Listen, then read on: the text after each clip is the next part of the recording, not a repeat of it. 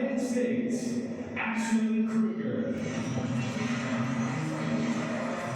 She won her first WTA tournament last year in Japan. Ashley Krueger is now looking for her first WTA 1000 victory here in Doha.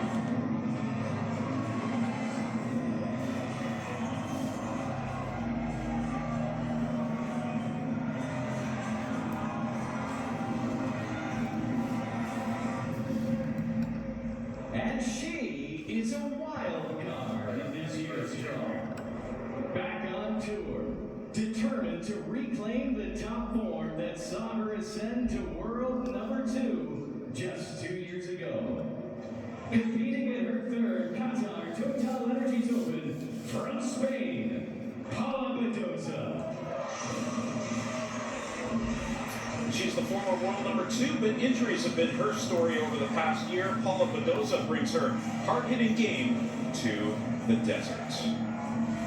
We welcome you to the first Hologic WTA 1000 tournament of the 2024 season. We're in Qatar, Doha to be exact, one of the world's hotbeds for sports, not just because of the weather, but because of the amount of sport we're seeing in this nation.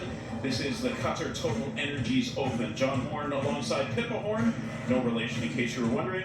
And we're here all week right through to Saturday's final. And Pippa, the first big event of the first slam, after the first slam of the year. 7 of the top 10 in the world are here in Doha. Yeah, I always enjoy this Middle Eastern swing, John, because you sort of see the fruits of all of the off-season labor, and sometimes in those first tournaments. To start things off, we'll get in their customary warm-up and get this match underway. Third match on center court. Start off on this side of the court with the 19-year-old Ashley Krueger from the United States. Tall player, 6'1", born in Dallas, Texas. You see her highest ranking of 73.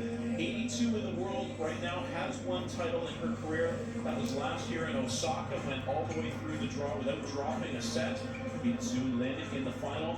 She's got a pretty solid game, hits the ball hard, nice big serve too.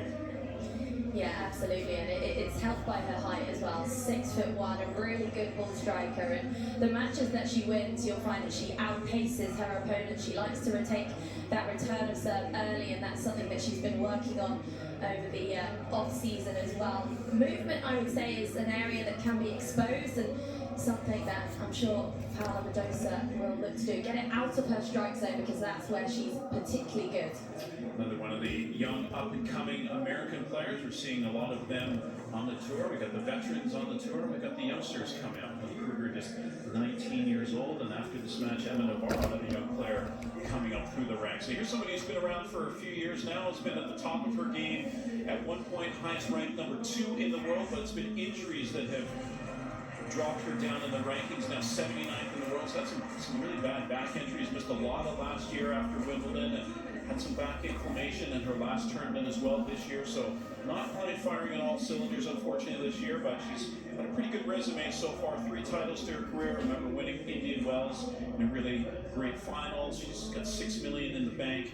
What are you expecting from Badosa today in this match? Playing in its cooler conditions than we're used to seeing, maybe not so good for her back.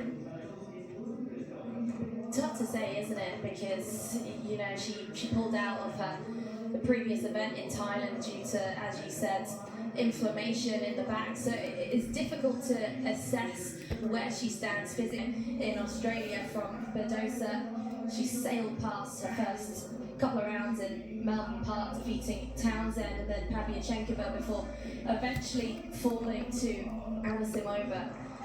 And some good tennis all around from Badosa, so fingers crossed her back holds up. Right, we know that she can do it. She's obviously had a good career so far. Hits the ball a ton, big serve. As you see Marta Brzezinska in the chair. She's from Poland. I would say.